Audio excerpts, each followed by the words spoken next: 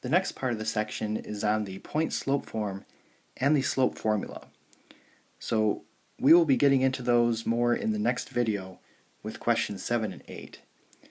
So for right now, we're just concerned with the sign of the slope.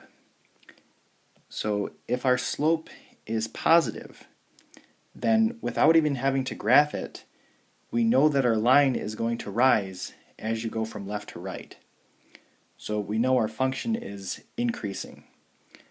If the sign of the slope is negative, we know that the line is going to be going down from left to right. So we know that the function is decreasing. If the slope is 0, we know that the line is horizontal, so the function is constant. And if the slope is undefined, we know that our line is vertical, so it's not even a function. So on number 3, our slope is 8. So that is positive. So we know our function is increasing. So we don't even have to graph it.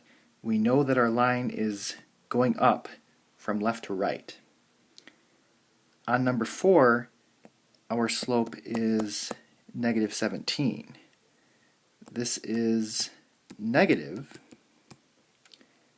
so we know our function is decreasing.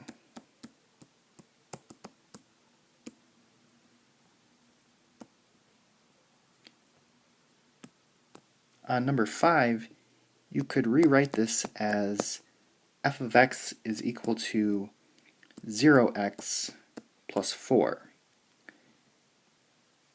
So my slope is 0, which means this is a horizontal line.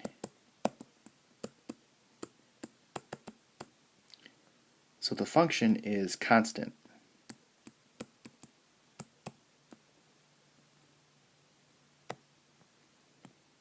And that's the same for number 6.